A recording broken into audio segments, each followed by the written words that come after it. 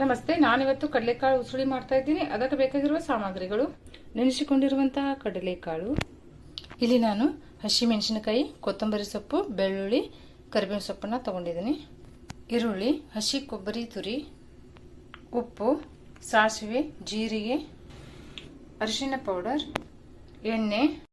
ಕಡಲೆಕಾಳುಗಳನ್ನು ನಾನು ರಾತ್ರಿನೇ ನೆನೆಸಿ ಇಟ್ಕೊಂಡಿದ್ದೀನಿ. ಹಾಕೊಂಡು ಬಿಡೋಣ.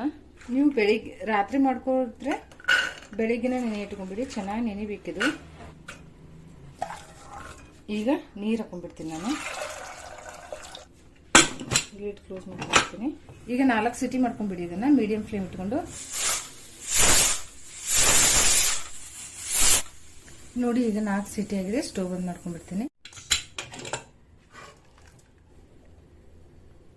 ನೋಡಿ, ಚೆನ್ನಾಗಿ ಕುದ್ದಿದೆ. ಇದು ಸ್ವಲ್ಪ ಮಸಾಲೆ ರೆಡಿ ಮಾಡಿಕೊಂಡು ಒಗ್ಗರಣೆ ಮಾಡ್ಕೊಂಡ್ಬಿಡೋಣ. ಈಗ ನಾನು ಹಸಿಮೆಣಸಿನಕಾಯಿ ಪೇಸ್ಟ್ ಮಾಡ್ಕೊಂಡ್ಬಿಡೋಣ. ಹಸಿಮೆಣಸಿನಕಾಯಿ, ಬೆಳ್ಳುಳ್ಳಿ, ನಿಮಗೆ ಖಾರ ಎಷ್ಟು ಬೇಕೋ ಅದನ್ನು ನೋಡಿಕೊಂಡು ನೀವು ಹಸಿಮೆಣಸಿನಕಾಯಿನ ತಗೋಬೇಕಾಗುತ್ತೆ. ಸ್ವಲ್ಪ ನಾನಿಲ್ಲಿ ರುಚಿಗೆ ತಕ್ಕಷ್ಟು ಉಪ್ಪು ಹಾಕೊಂಡ್ಬಿಡ್ತೀನಿ ನಾನು ಮುಂಚೆನೆ. ಇಲ್ಲ ನೀವು ಆಮೇಲೆ ಮೇಲೆ ಹಾಕಿದ್ರು ಕೂಡ ನಡೆಯುತ್ತೆ. ಇಲ್ಲ, ಚೆನ್ನಾಗಿ ಪೇಸ್ಟ್ ಹಾಕೋಬೇಕು. ಈಗ ಇದಕ್ಕೆ ಹಸಿ ಶುಂಠಿನ ಹಾಕೊಂಡ್ಬಿಡ್ತೀನಿ.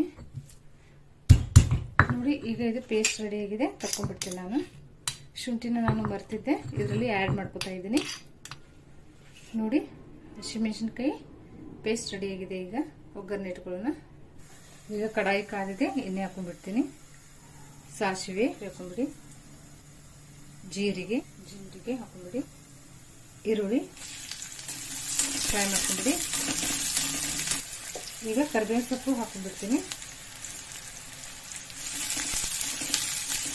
ಸ್ವಲ್ಪ ಮೆತ್ತಗಾಗಬೇಕು, ಹಸಿ ವಾಸನೆ ಹೋಗಬೇಕು, ಅಲ್ಲಿ ತನಕ ಫ್ರೈ ಮಾಡ್ಕೊಳ್ಳಿ. ಈಗ ನಾನು ಹಸಿಮೆಣಸಿನಕಾಯಿ ಪೇಸ್ಟ್ ಇತ್ತಲ್ಲ ಅದನ್ನು ಹಾಕೊಂಡ್ಬಿಡ್ತೀನಿ. ಇದನ್ನು ನೀವು ಒಗ್ಗರಣೆಲ್ಲೇ ಹಾಕಿ ಫ್ರೈ ಮಾಡ್ಕೋಬೇಕಾಗತ್ತೆ. ಅಂದರೆ ಶುಂಠಿ, ಬೆಳ್ಳುಳ್ಳಿ, ಹಸಿಮೆಣಸಿನಕಾಯಿ ಎಲ್ಲ ಚೆನ್ನಾಗಿ ಬೇಯಬೇಕಿದು. ನೋಡಿ, ಈಗ ಇದು ಫ್ರೈ ಆಗಿದೆ. ಅರಿಶಿನ ಪೌಡರ್ ಹಾಕೊಂಡ್ಬಿಡ್ತೀನಿ. ಈಗ ಚೆನ್ನಾಗಿ ಫ್ರೈ ಮಾಡ್ಕೊಳ್ಳಿ. ನಾನು ಆಲ್ರೆಡಿ ಉಪ್ಪು ಇದರಲ್ಲೇ ಹಾಕಿದ್ದೀನಿ, ಹಸಿಮೆಣಸಿನಕಾಯಿ ಪೇಸ್ಟಲ್ಲೇ. ಈಗ ನಾನು ಇದಕ್ಕೆ ಕಡಲೆಕಾಳನ್ನ ಹಾಕೊಂಡ್ಬಿಡ್ತೀನಿ. ಮಿಕ್ಸ್ ಮಾಡ್ಕೊಳ್ಳಿ. ಈಗ ಕೊತ್ತಂಬರಿ ಸೊಪ್ಪನ್ನ ಹಾಕೊಂಡ್ಬಿಡ್ತೀನಿ.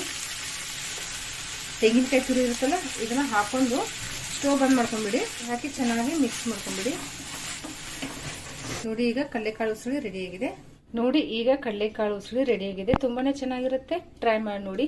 ನಾಗರ ಪಂಚಮಿಗೆಲ್ಲ ನಾವು ಜೋಳದ ಅಳ್ಳೆಲ್ಲ ಮಾಡಿರ್ತೀವಲ್ಲ, ಅದ್ರ ಜೊತೆ ಇದನ್ನ ತಿನ್ನಿ. ತುಂಬಾನೇ ಚೆನ್ನಾಗಿರುತ್ತೆ. ಒಂದ್ಸರಿ ಟ್ರೈ ಮಾಡಿ ನೋಡಿ.